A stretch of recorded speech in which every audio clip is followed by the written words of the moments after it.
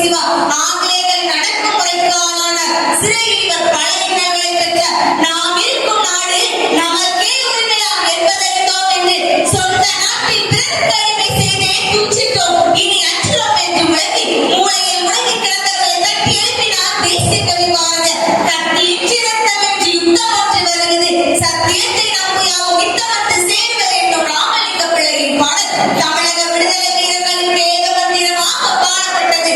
தூத்துக்குடியில் நிலையத்தில் ஆசிரியர் ஆங்கில அதிகாரி துப்பாக்கி கொண்டிருந்து இறக்கிவிட்டு தன்னையும் வாய்த்து கொண்டார் வீரர் காஞ்சிநாதன். தான் ஏந்திய மூவண்ண கொடி தனது தலை மண்ணில் சாயும் வரை உயர்த்தி பிடித்து போராடினார் திருப்பூர் குமரன். காங்கேயன் அறவை போராட்டத்திலும் தமிழகத்தில் இருந்து பங்கேற்றவர்கள் பலர்.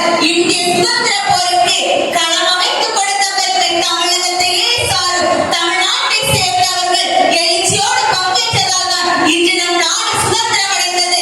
5 கோடிக்கணக்கான மக்களினாலும் தேச தலைவர்களின் தியாகத்தினாலே இன்று நாம் சுதந்திர மண்ணில் சுதந்திர காற்றை சுவாசித்துக் கொண்டிருக்கிறோம். இப்படி பெற்று தந்த சுதந்திரத்தை பேணி காப்பது நாம் ஒவ்வொருவரின் கடமையாகும் என்று கூறி என் சிற்றுரையை முற்றுரையாக வைத்து முடித்துக் கொள்கிறேன். நன்றி, வணக்கம்.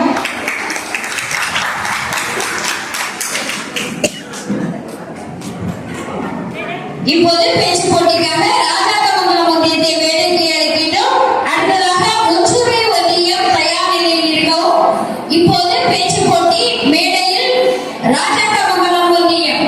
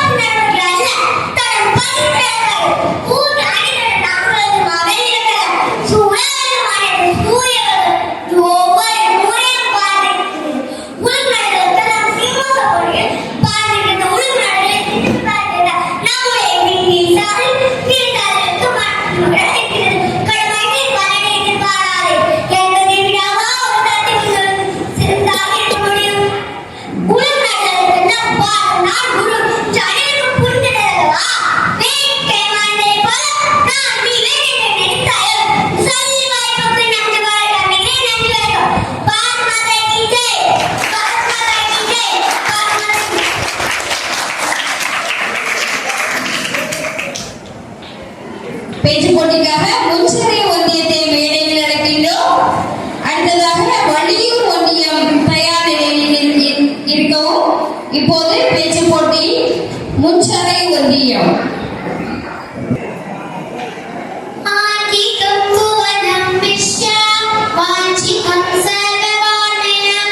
ஆகாயம் சற்ற தாதாயி தந்துமை ஷெட்டிக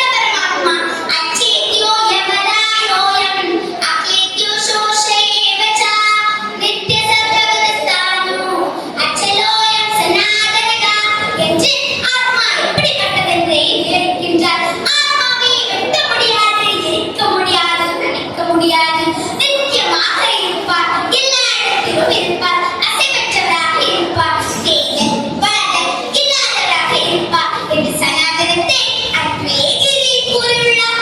ஆன்மாக்கள் எத்தனை பேரும் சனாதனன், பகவானும் சனாதனன். என்ன அழகான ஒற்றுமை! ஆன்மாக்களுக்கும் மடிவில்லை, பகவானுக்கும் மடிவில்லை. இதுதான் சனாதனம்.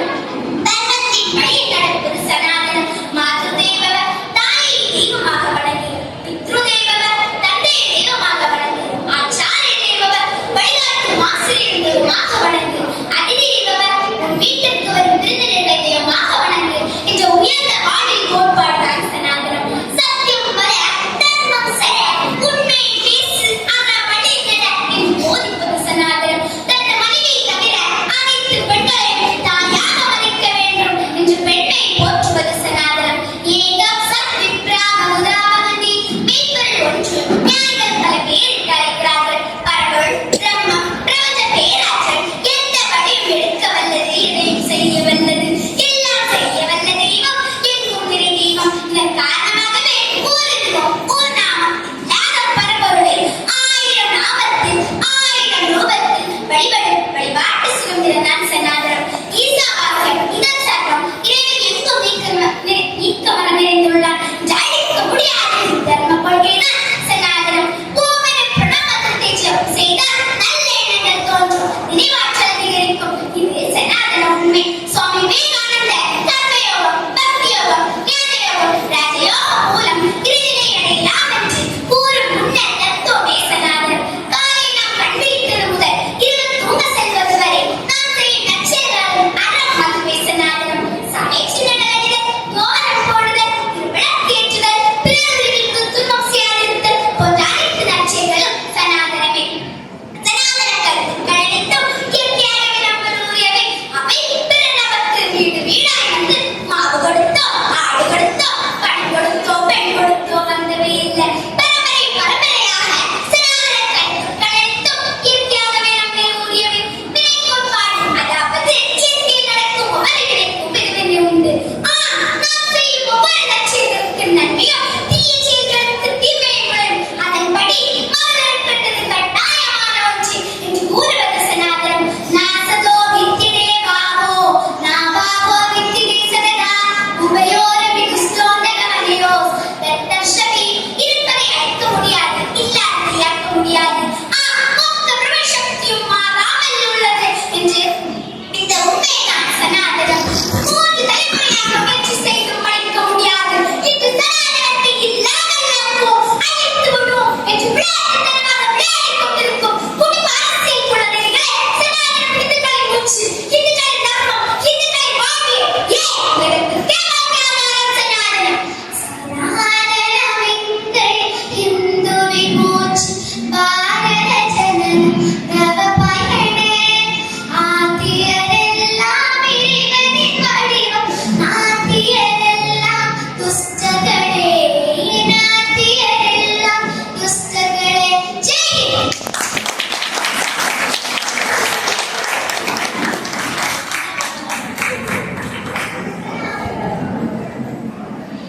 இப்போது பேச்சு வள்ளியூர் ஒன்றியத்தை மேடையில் அழைக்கின்றோம். அடுத்ததாக தோவாளை ஒன்றியம் தயார் நிலையில் இருக்கோம்.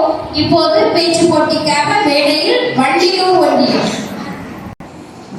குரு பிரம்மா குரு விஷ்ணு குரு தேவோ மகேஸ்வர குரு சாட்சாத் பரபிரம்ம தஸ்மை ஸ்ரீ குரவே நமக.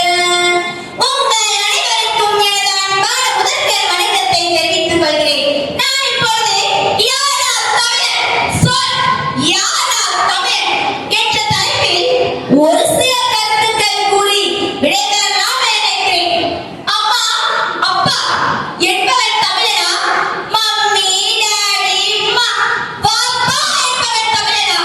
அன்னையும் பிதாவும் முன்னறி தெய்வம் என்பவர் தமிழனா?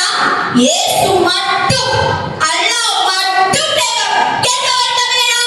தீபாவளி, பொங்கல், சித்திரை ஒன்று கொண்டாடுபவர் தமிழனா? ஜனவரி 1 கிறிஸ்துமஸ், ரம்ஜான் கொண்டாடுபவர் தமிழனா? சாணம் ஒழுகி கோலம் போட்டு மாவிளை தோரணம் கட்டுபவர் தமிழனா? இது எதையும் செய்யாமல் சுகாதார கேட்டை உண்டு பண்ணுபவர் தமிழனா? தாலி, பூ, மெட்டி, வளையல் சேலை அணிந்திருப்பவர் தமிழச்சியா? இதை தவிர்த்து முக்காடும் மூடியாகவும் அரைக்கால் நவுசரம் அணிபவர் தமிழச்சியா? சன் டிவி என்று பெயர் வைத்திருப்பவர் தமிழனா? ஸ்டாலின் என்று பெயர் வைத்திருப்பவர் தமிழனா? வணக்கம் என்று கைகோப்பி அழைப்பவர் தமிழனா? குட் மார்னிங், சலாம் அலைக்கும், சோஸ்திரம் என்று சொல்பவர் தமிழனா? Tata, bye bye, see you என்று சொல்பவர் தமிழனா? ராம் ராம் என்று சொல்பவர் தமிழனா? வேஷ்டி அணிபவர் தமிழனா? பேண்ட் சாரம் அணிபவர் தமிழனா? பசுவை கொன்றதற்காக தனது மகனை தேர் சக்கரத்தில் ஏற்றி கொன்றவர் தமிழனா? கோவையில் நூற்றுக்கணக்கான மக்களை குண்டு வைத்து கொன்றவர் தமிழனா? அவனுக்கு துணை நின்றவர் தமிழனா? கற்புக்கரசின் கண்ணகியை வணங்குபவர் தமிழனா? இல்லை, அந்த கண்ணகியை கேவலப்படுத்தி பேசியவர் தமிழனா? கோவில்களுக்கு சொத்துக்களையும் நிலங்களையும் வாரி வழங்குபவர் தமிழனா?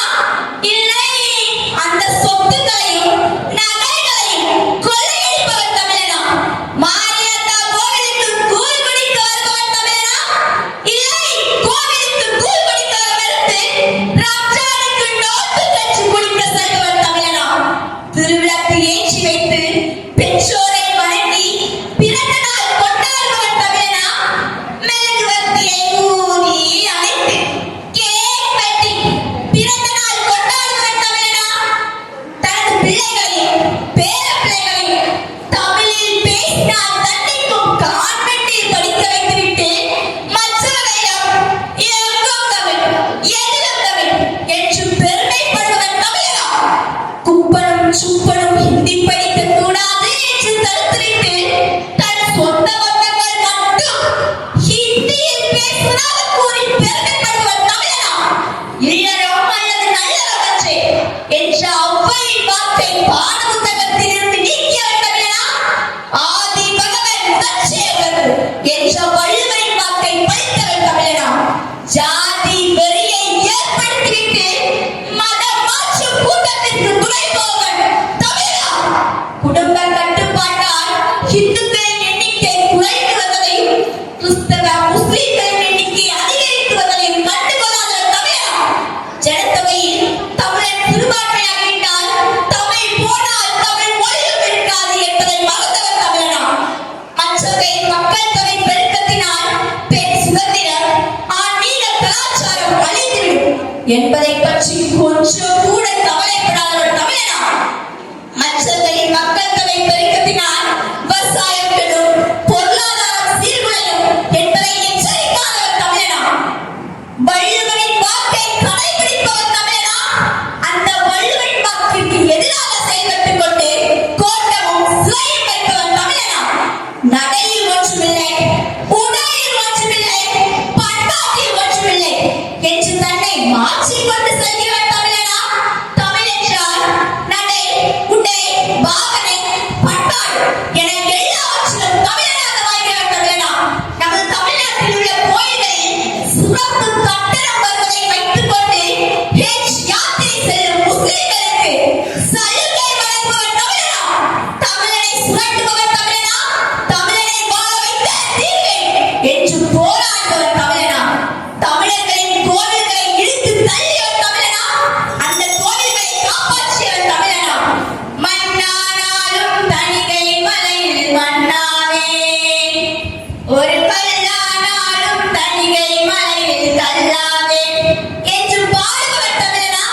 இல்லை, அன்பு சொல்லுது, அருள் வழங்குது, ஆதல் கொண்டாடுது என்று சொல்பவர் தமிழனா? வணக்கம், வந்தனம்.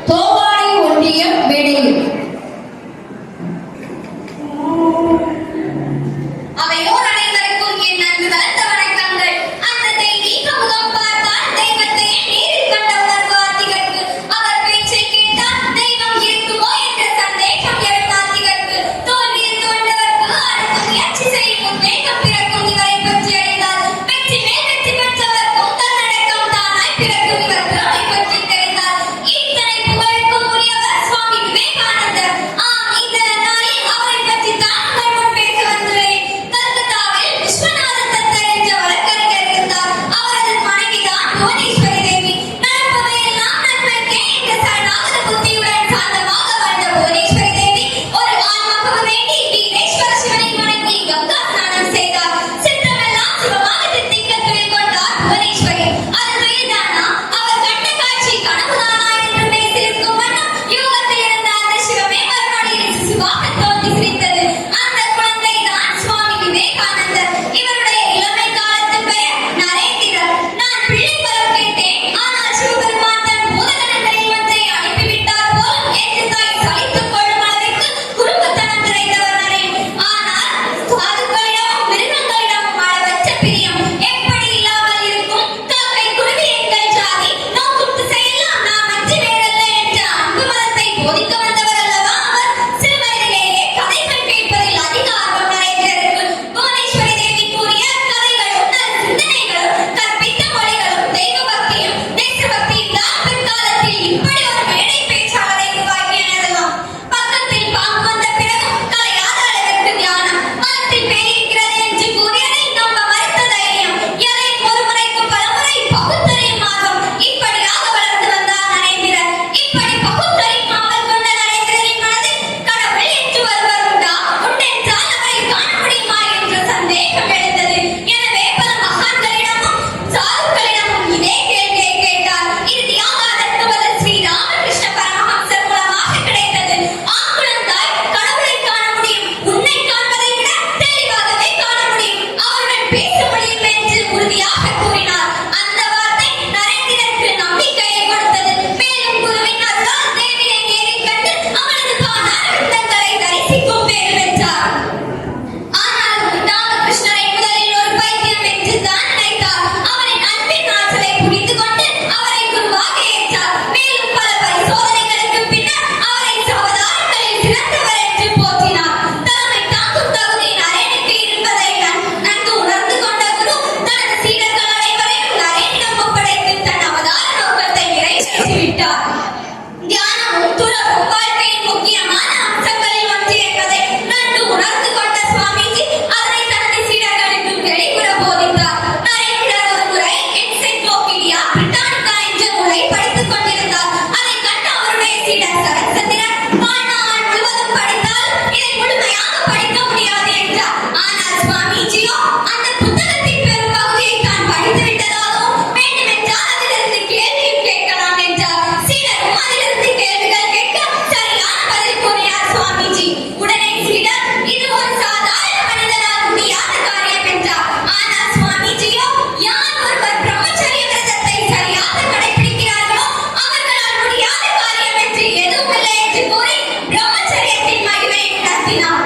மேலும் உருவ வழிபாட்டை மிக எளிய உவமைகள் மூலம் பாமரருக்கு புரியும்படி செய்தார். பல இடையூறுகளை கடந்து 1893ஆம் ஆண்டு செப்டம்பர் மாதம் 11ஆம் நாள் சிகாகோ நகரில் நடைபெற்ற சர்வ சமய உலக மாநாட்டில் இந்து சமயத்தின் பிரதிநிதியாக கலந்து கொண்டார். அந்த உலக மாநாட்டில் அவர் கூறிய அமெரிக்க சகோதர சகோதரிகளே என்ற அந்த வார்த்தை அந்த சபையில் இருந்த 6000 பேரையும் எழுந்து நின்று கரகோஷம் செய்ய வைத்தது என்றால் அதுதான் ஒரு இந்து மத துறவியின் வசீகரம். அந்த வசீகரமான உண்மையான தெளிவான உறுதியான கருத்துக்கள் தான் நரேந்திரரை சுவாமி விவேகானந்தர் ஆக்கியது. நம் தேசிய வாழ்வின் அடிப்படை மதத்தில் தான் உள்ளது. மதத்தை கைவிட்டால் நம் இனமே அழிந்துவிடும் என்றார் சுவாமிஜி. வெறும் பேச்சு மதமாகாது. கிளிகள் பேசலாம், இப்போதெல்லாம் எந்திரங்கள் பேசுகின்றன. ஆனால் துறவு வாழ்வை, ஆன்மீக வாழ்வை, துன்பங்களை ஏற்கும் வாழ்வை நாம் வாழ்ந்து காட்ட வேண்டும் என்றார். மதம் வாழ்வது அன்பில் தானே தவிர சடங்குகளில் அல்ல. உடலாலும் மனதாலும் ஒருவன் தூய்மை இல்லாமல் கோயிலுக்கு செல்வதும் சிவபெருமானை வழிபடுவதும் பயனற்றது என்றார். மேலும் தான் உடலை உணர்ந்தாலும் ஓசையாக நின்று நம் அனைவரையும் நல்ல வழியில் நடத்துவேன் என்று அன்று அவர் கூறிய வார்த்தை தான் இன்று நாம் அனைவரையும் நல்ல வழியில் நடத்திச் செல்கிறது என்று கூறி பேச வைப்பளித்த உங்கள் அனைவருக்கும் நன்றி கூறி விடைபெறுகிறேன். நன்றி, வணக்கம். இப்போது பேச்சு போட்டிக்காக நாகர்கோவில் ஒன்றியத்தை மேடையில் அழைக்கின்றோம். அடுத்ததாக வேப்பூர் ஒன்றியம் தயாராக இருக்கவும். இப்போது மேடையில் நாகர்கோவில் ஒன்றியம். கற்பனை என்றாலும் கற்சிலை என்றாலும் கந்தனே உனை மறவேன். அற்புதமாகிய அருட்பெரும் சுடரே என்று என் அப்பன் கந்தனின் பாதம் பணிந்து எனது பேச்சை துவங்கினேன். தித்திக்கும் தேர்ந்தவர் திக்கட்டும் பவட்டும்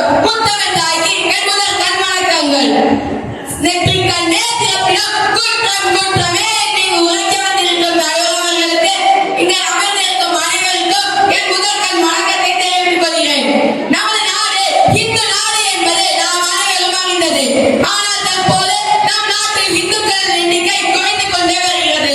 அதற்கு காரணம் என்னவென்று யோசித்தால் நமது இந்து சமயத்தின் வீழ்ச்சிதான். எனவே ஒரு சமயப்பு மாணவனாக எனது இந்து சமயத்தின் எழுச்சியில் எனது பங்கையாற்ற நான் இங்கு இந்துக்களின் எழுச்சியே பாரதத்தின் எழுச்சி என்ற தலைப்பில் எனக்கு தெரிந்த ஒரு சில வார்த்தைகளை உங்கள் முன் கூறலாம் என வந்துள்ளேன். இந்து எழுச்சி எப்படி பாரதத்தின் எழுச்சியாக முடியும் என்று சந்தேகம் உங்கள் மனதில் எழுந்திருக்கலாம். முதலில் இந்து என்றால் யார்? பாரத தேசத்தை தெய்வமாக மதித்து பாரத மாதாவாக வணங்குபவனே இந்து. அப்படிப்பட்ட இந்து எழுச்சி தானே பாரதத்தின் எழுச்சியாக முடியும். ஏன் மற்றொரு எழுச்சி பாரதத்தின் எழுச்சியாகாதா என்று உங்கள் மனதில் சந்தேகம் ஏற்படலா? என் இனிய சகோதர சகோதரிகளே, இன்று என் பாரத தேசத்தில் இருந்து கொண்டு நம் நாட்டை துண்டு துண்டாக பிரிக்க எத்தெடுத்துக் கொண்டிருக்கிறது ஒரு கூட்டம். இவர்கள் எழுச்சி பெற்றால் என் பாரதம் வீழ்ச்சி அளவா அடையும். நமது பாரத தேசம் எழுச்சி பெற வேண்டும் என்றால் தேச பக்தர்களாகிய இந்துக்கள் எழுச்சி பெற வேண்டும் அல்லவா? ஒரு இந்து எழுச்சி பெற்றால் பாரத் மாதா கி ஜெய் என்று கூறுகிறார். அதுவே மற்றவர்களை கொஞ்சம் யோசித்து பாருங்கள். ஒரு கூட்டம் பாகிஸ்தானுக்கு ஜெய் என்கிறது, இன்னொரு கூட்டம் இஸ்ரேலுக்கு ஜெய் என்கிறது. என் இனிய சகோதர சகோதரிகளே, இவர்கள் எல்லாம் எழுச்சி பெற்றால் நம் பாரதம் எப்படி எழுச்சி பெறும்? நமது பாரதம் எழுச்சி பெற வேண்டும் என்றால் நமது இந்து சமயம் எழுச்சி பெற வேண்டும். நம்மிடையே எழுச்சி காரணத்தினால் நாம் நம் தேசத்தின் தலைப்பகுதியை வந்துவிட்டோம். இப்போது வரை கிரிக்கெட்டில் நமது பாரத தேசம் வீழ்ச்சி அடைந்து பாகிஸ்தான் வெற்றி பெற்றால் தமிழகத்தில் பட்டாசு வெடித்து கொண்டாடுகிறார்கள். இது மட்டுமா? பாகிஸ்தானை எலும்பு துண்டை கடக்கிறாரால பத்தோட்டி கூட்டம் உடைக்க குண்டு வைக்குது. இது போல் பல உதாரணங்களை அடுக்கிக் கொண்டே போகலாம். நமது பாரத தேசம் எழுச்சி பெற வேண்டும் என்றால் தேச பக்தர்களாக இந்துக்கள் எழுச்சி பெற வேண்டும். அப்போது மட்டுமே நமது பாரதம் எழுச்சி பெறும். இதற்கு ஒரு சிறந்த எடுத்துக்காட்டு, நாம் வெள்ளையருக்கு அடிமைப்பட்டு கிடந்த காலத்தில் இந்துக்கள் எழுச்சி பெற்றதின் விளைவு 1947 ஆண்டு ஆகஸ்ட் 15ஆம் நாள் நாம் சுதந்திரம் பெற்றோம் என்பது நாம் அனைவரும் அறிந்ததே. நம் பாரத வரலாற்றை எடுத்து பார்த்தால் ஆதி காலம் முதல் இன்று வரை இந்துக்களின் எழுச்சியே பாரதத்தின் எழுச்சியாக இருக்கிறது. இது போல நமது பாரத தேசத்தில் ஊழல் மறைத்து கிடந்த வேளையில் இந்துக்கள் எழுச்சி பெற்றதின் விளைவு சிறு வயது முதலே தேசபக்தியை ஊட்டும் பயிற்சி பட்டறையான ராஷ்டிரிய சுயம் சேவா சங்கத்தில் பயின்று இமயமலையின் யோகிகள் பாரத ஆசி பெற்றவர் வரை எனது பாரத தேசத்திற்கு தலைமையாக செய்வதன் மூலம் இந்தியன் பாரதம் உலக நாடுகளே என்று பாராட்டும் வகையில் உலகின் நேர்வுவாக விளங்குகிறதா? ஆனால் என் இனிய சகோதர சகோதரர்களே, நாம் அனைவரும் ஒற்றுமையுடன் எழுச்சி பெற வேண்டும். நமக்கு ஒற்றுமை தான் பலம். நாம் சிங்கங்கள் என்பதை உணர்ந்துவிட்டால் சிறு நன்றிகள் எல்லாம் ஓடிவிடும். அந்நிய நாட்டு கைகூலிகள் நம் பாரத தேசத்தின் கலாச்சாரத்தை பண்பாட்டை மதிக்க திட்டமிட்டு சிறப்பாக நிறைவேற்றி வருகிறார்கள். அதன் பலன் இன்று நாம் கோவில் விழாக்களையோ பண்டிகைகளையோ கொண்டாட நமக்கு அனுமதி இல்லை. இதற்கு காரணம் என்னவென்று சற்று யோசித்து பார்த்தால் அது நம்முடைய எழுச்சியின் மதம். எனவே என் இனிய சகோதர சகோதரர்களே, நம் பாரதம் உலகின் குருவாக மாறிட நாம் இனியும் கண்ணீரும் குருவாக இல்லாமல் ஒற்றுமையுடன் நாம் எழுச்சி பெற்று நம் பாரதத்தை எழுச்சி பெற செய்திடுவோம். இப்படி பேசினால் பேசிக்கொண்டே போகலாம். ஆனால் நடுவர்கள் கொடுக்கும், ஆனால் என் மனமேடும் நடுக்கம். எனவே என் பேச்சுக்கு அதை போட்டு சொல்லுக்கு தலை போட்டு உங்கள் முன்பிலை போட்டு இங்கே அதை போகிறேன். நன்றி, வணக்கம். பாரத் மாதா கி ஜெய்.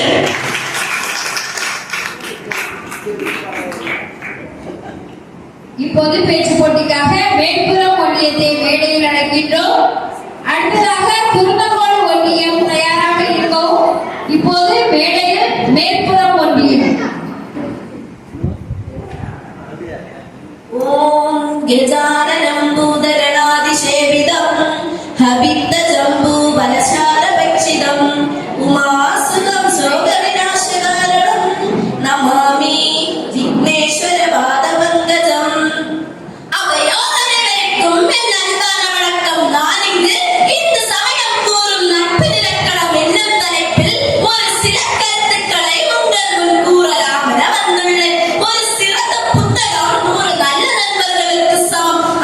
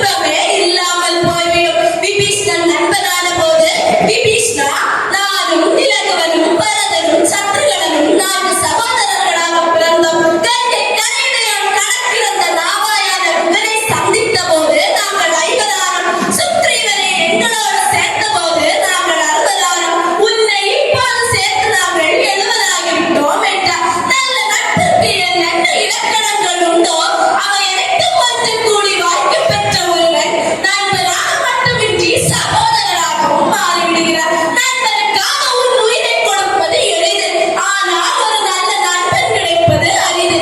துரியோதனன் மோசமானவன், கெட்டவன், வில்லன். அவரை பற்றி கர்ணன் சொன்னான் தன் நெச்சிலை தானும் நான் துரியோதனன். அதாவது அரண்மனையில் எண்ணற்ற உணவு வகைகள் இருக்கும். ஒரு கட்டில் உணவெடுத்து உண்ட பின் திரும்பவும் அதே உணவை எடுத்து உண்ண மாட்டான் துரியோதனன்.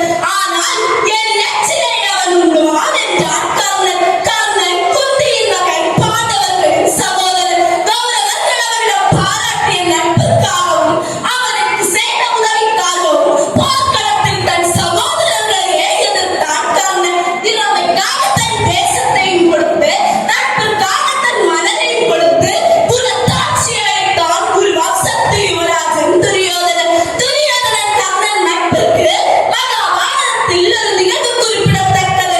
கர்ணன் தன் தாய் குந்தியிடம், அம்மா, ஒரு நாள் துரியோதனன் மனைவி பானுமதியும் நானும் சொக்குட்டான் விளையாடிக் கொண்டிருந்தோம். பானுமதி வாசல் பார்த்து உட்கார்ந்திருந்தால் நான் முதுகு பார்த்து உட்கார்ந்திருந்தேன். துரியோதனன் வருவதை பார்த்த பானுமதி மரியாதைக்காக எழுந்தாள். அவன் தோற்கும் நிலையில் இருந்ததால் தில்லென கை நீட்டினேன். அவள் இடுப்பில் இருந்த மணிமேகலை அறுந்து விழுந்தது.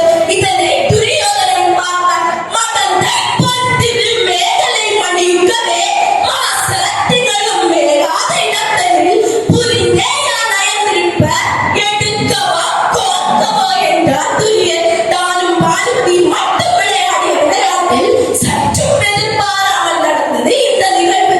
ஆனால் துரியோதனனோ, நீங்கள் விளையாடுங்கள், நான் இந்த முத்துக்களை எடுக்கவோ கோர்க்கவோ என்றார். எனவே அவனுக்காக போர்க்களத்தில் சென்று செஞ்சோற்று கடலை தீர்ப்பதுதான் என்னுடைய கடமை என்றான் கர்ணன். கண்ணீர் வந்தால் துடைப்பது உறவு என்றால் அந்த கண்ணீரையே வராமல் காப்பதுதான் நட்பு. நமது இந்து மதத்தில் மட்டும்தான் இறைவனை நண்பனாக வழிபட முடியும். இதற்கு எடுத்துக்காட்டாக வாழ்ந்தது கிருஷ்ண சுதாமா நட்பு. நமது இந்து மதத்தில் சாக்கிய பக்தி பின்பற்றுவதற்கு ஒரே காரணம், நாம் அனைவரும் இறைவனை நண்பனாக கொண்டு நமது இன்ப துன்பங்கள் அனைத்தையும் வெளிப்படையாக கூறுவதற்காகத்தான். இவ்வாறாக நமது இந்து மதத்தில் நட்புக்கு எடுத்துக்காட்டாக வாழ்ந்தவர்கள் ஏராளமே. எனவே அவர்கள் பின்பற்றிய வழிமுறையை நாமும் மேற்கொண்டு நட்புக்கு இலக்கணமாய் வாழ்வோம் என்று கூறிய உரையை முடிக்கிறேன். நன்றி, வணக்கம். பாரத் மாதா கி ஜெய்.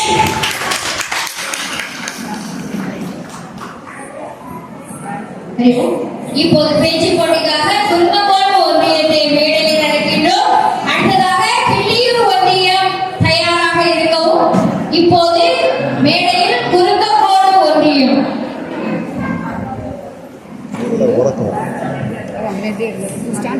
குரு பிரம்மா குரு விஷ்ணு குரு தேவோ மகேஸ்வரா குரு சாட்சாத் பரபிரம்மா தஸ்மை ஸ்ரீ குருவே நமः. அவையோர் அனைவருக்கும் என் அன்பான வணக்கம். நான் இன்று ஹிந்து சமய வளர்ச்சிக்கு சமய வகுப்பின் பங்கு என்ற தலைப்பை பற்றி பேசலாம் என வந்துள்ளேன். பெண்களை தாயாக கொண்ட மதம் நமது இந்து மதம். கலைகள் பல கண்டிச்ச மதம் நமது இந்து மதம். சமய சுதந்திரத்தை உலகுக்கு பறைசாற்றிய மதம் நமது இந்து மதம். பண்டிதர்கள் பலரை கொண்ட மதம் நமது இந்து மதம். இத்தகைய பெருமை கொண்ட இந்து மதத்தின் வளர்ச்சிக்கு சமய வகுப்பின் பங்கு என் சிந்தனையில் உதித்த சிதறல்கள் இதோ. அன்பானவர்களே, ஒரு காலகட்டத்தில் நமது இந்து மதம் உலகம் தழுவிய இந்து மதம். அப்படிப்பட்ட இந்து மதம் பல அரசியல்வாதிகள் கையிலும் நாத்திகவாதிகள் கையிலும் சிக்கிக்கொண்டு நாசமாகி போன காலகட்டத்தில் கன்னியாகுமரி மாவட்டத்தில் வெள்ளிமலையில் ஸ்ரீ விவேகானந்த ஆசிரமத்தை தலைமையிடமாக கொண்டு இந்து தர்ம வித்யாலயம் நிறுவப்பட்டது. 1984ஆம் ஆண்டு ஸ்ரீமத் சுவாமி மதுரானந்தஜி மகராஜ் அவர்களால் ஆரம்பிக்கப்பட்டது. பாரத நாட்டில் தேச விரோதிகளும் இந்து சமய விரோதிகளும் அற்ப லாபத்திற்காக மதம் மாறுபவர்களும் நாளுக்கு நாள் பெருகி வருவதற்கு காரணம் நமது கல்வி திட்டத்தின் குறைபாடு.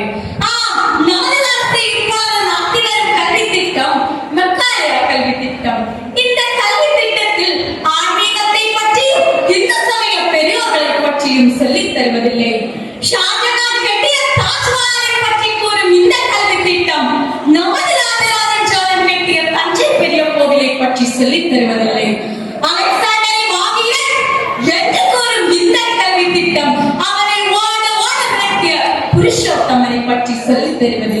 இதனால் மாணவர்கள் ஒழுக்கம் தவறி செல்லும் வாய்ப்பு இருந்தது. இந்த காலகட்டத்தில் மதுரானந்தஜி சீர்திருத்த விதையை விதைத்தே ஆக வேண்டும் என்ற எண்ணத்தில் தான் சமய வகுப்பை தொடங்கினார். குழந்தைகள் முதல் முதியவர் வரை சமய அறிவை பெற வேண்டும் என்ற நோக்கத்தில் தான் மழலைநிலை, தொடக்க நிலை, இளநிலை, வளர்நிலை, உயர்நிலை, முதுநிலை என 6 நிலைகளாக பாடம் கற்பிக்கப்பட்டு வருகிறது. 6 நிலைகளுக்கும் தேர்வு வைக்கப்பட்டு முதுநிலை தேர்ச்சி அடைந்தவர்களுக்கு வித்யா ஜோதி பட்டம் வழங்கப்பட்டு வருகிறது. அதற்கு வித்யா பூஷன் வகுப்புகளும் நடைபெறுகிறது. இது நாம் பெருமை கொள்ள வேண்டிய விஷயம் அல்லவா?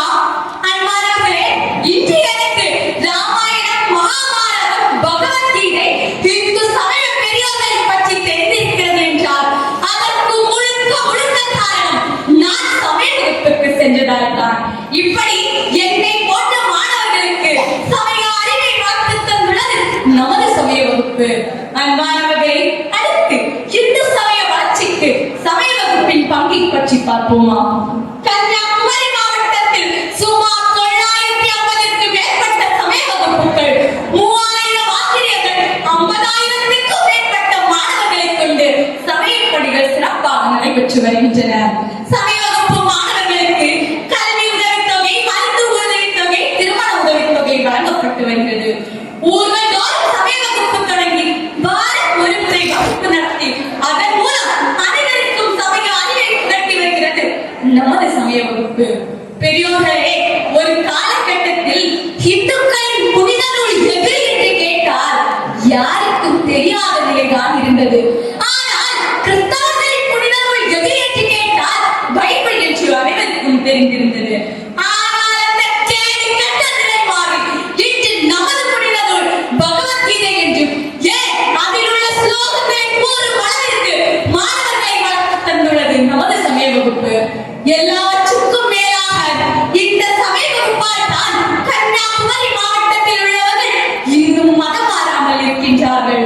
இல்லை என்றால் கன்னியாகுமரி மாவட்டம் என்றோ கன்னிமேரி மாவட்டமாக ஆகியிருக்கும். அன்பானவர்களே, இறுதியாக இந்த சிறுமிக்கு நான் பாட வேண்டுகோள்.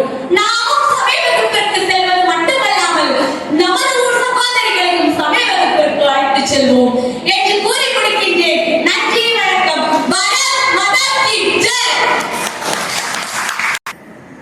இப்போது பேச்சு போட்டிக்காக கிளியூர் ஒன்றியத்தை மேடையில் அழைக்கின்றோம். திருவண்ணா ஒன்றியம் தயார் நிலையில் இருக்கவும். இப்போது மேடையில் கிளியூர் ஒன்றியம்.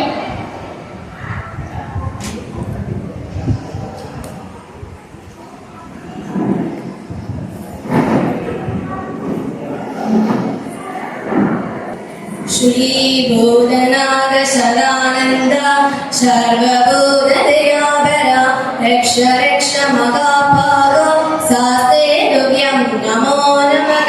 கொங்குமலை சாரலிலே பொங்கும் நின்னமத சோலையிலே தங்கள் தாழ் படைத்து பரத்திலே எம்மெழுக்கு சூட்டிவிட்டு துவங்குகிறேன் என்றுள்ளே அவை ஓர் அனைவருக்கும் என் அன்பின் வணக்கம். நான் இங்கு பித்தன் பாதம் என்ற தலைப்பில் பேசுவது பெரும் மகிழ்ச்சி அடைகிறேன். பாருக்குள் நல்ல நாடு நம் பாரத நாடு என்று பாரதியார் போற்றப்பட்ட நம் நாடு கல்வி, பண்பாடு, கலாச்சாரம் என அனைத்திலும் சிறந்து விளங்குகிறது.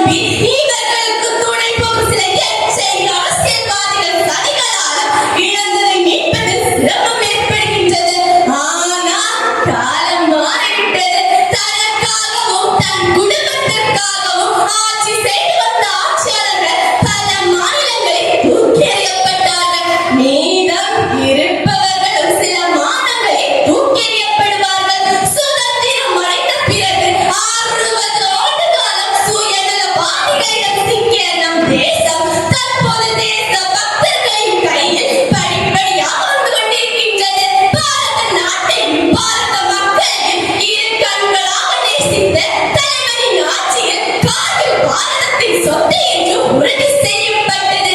என் தேசத்தில் இருக்கும் ஓராடி மண்ணை கூட அங்கிருக்கு தாரம் மாட்டி நின்ற தேச பக்தரின் ஆட்சியில் காஷ்மீர் நமது சொத்து என்று உறுதி செய்யப்பட்டது. முகலாயர் காலத்தில் இடிக்கப்பட்ட அயோத்தி ஸ்ரீ ராமராஜ்யம் மீண்டும் கட்டியெழுப்பப்பட்டது. இதையெல்லாம் பொறுக்க முடியாத தீவிரவாத அமைப்புகள் நேரடியாக தகுதி இல்லாமல் சமீபத்தில் பாரதத்தின் புறமுதுகு குத்தியது.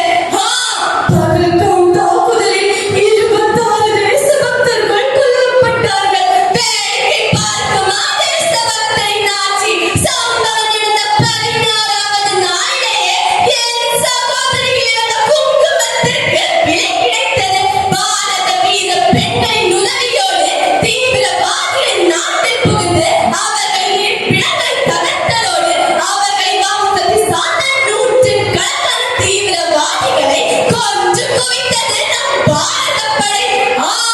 செந்தூர் ஆபரேஷன் உலகத்தையே திரும்பி பார்க்க வைத்தது. பாரதத்தின் மீது கை வைத்தால் அந்த கை மட்டுமல்ல, அந்த உடம்பில் உயிர் இருக்காது என்பதை உணர வைத்தது நம் ராணுவம். காற்றின் வேகத்திற்கு சவால்கள் விஞ்ஞானம், கல்வி, பொருளாதாரம், உள்நாட்டு பொருட்களின் ஏற்றுமதி என அனைத்து துறையிலும் முன்னேறி வரும் நம் தேசம் வல்லரசை நோக்கி வேகமாக படிக்கிறது என்பது எந்த மாற்றமும் இல்லை. ஒரு காலத்தில் பாப்பாட்டிகள் தேசம் என்று ஒதுக்கப்பட்ட நம் தேசம் இன்றைய தேச பக்தாட்சியர்களின் திறமையால் உலகத்திற்கே வழிகாட்டி வருகின்றது.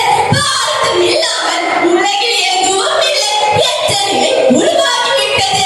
நமது வளர்ச்சியை பார்க்கும் அண்டை நாட்டவர்களும் நமது தேசத்திலிருந்து பிரிக்கப்பட்ட உறவுகளும் நமது நாட்டில் வாழ ஆசைப்படுகின்றன. இதை பார்க்கும்போது எனது கண்களில் வெளிப்பரப்பாக பெறுகின்றது. பிரிக்கப்பட்ட நாடுகள் நம்முடைய இணையும் என்ற நம்பிக்கை பிறக்கின்றது. தேச பக்தர்களின் ஆட்சியில் பிழைத்தது பாரதம். அமைந்தே தீரும். ராமனுக்கான உதவியது போல் அந்த வார்த்தைகளுக்கு பிடித்த மாற்றங்களுக்கு உதவியாக நாமும் வாழ்வோம் என்று கூறி முடித்துக் கொள்கிறேன். நன்றி, வணக்கம். வாழ்க பாரதம், வாழ்க இந்துக்கள். பாரத் மாதா கி ஜெய். இப்போது பேச்சு போட்டிக்காக மேடையில் திருவட்டார் ஒன்றியத்தை மேடையில் அழைக்கின்றோம். அடுத்ததாக தக்கலை ஒன்றியம் தயார் நிலையில் இருக்கவும். இப்போது மேடையில் திருவட்டார் ஒன்றியம். மீது தீபமாய் மணி மீது ஜோதியா எதையாளும் அண்ணாமலை ஈஸ்வரனை வணங்குகிறேன். அவன் கண் வீற்றில் இருக்கும் மாற்றோர், சான்றோர் மற்றும் என் போன்றோர் அனைவரையும் வணங்கி என் உரையை துவங்குகிறேன். எனக்கான அழைப்பு என்னவென்றால் சனாதன தர்மமும் சமயமும் என்பதாகும். ஆதி கால தொட்டு வந்த மதம் இது. ஆதி மூலநாயகனை கண்ட மதம் இது. அதுதான் நமது இந்து மதம். இத்தனை ஆண்டுகள் கழித்தும்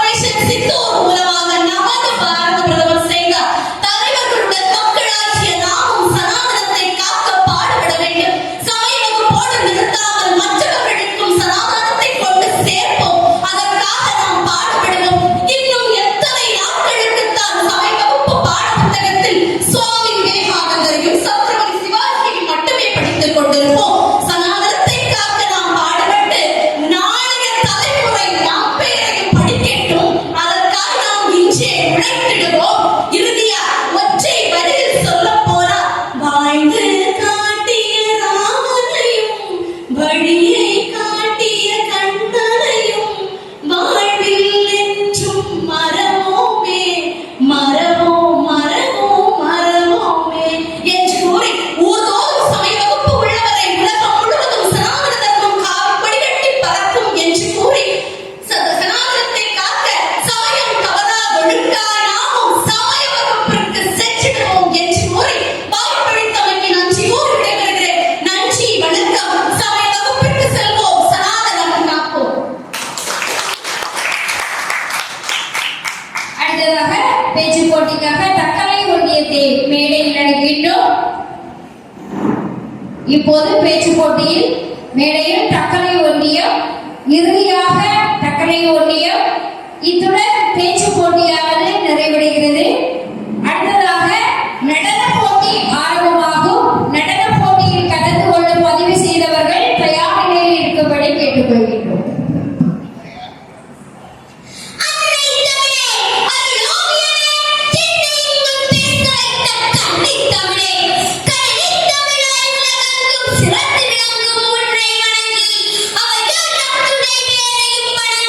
தொடங்குகிறேன் என்னுரை அருள்வாய்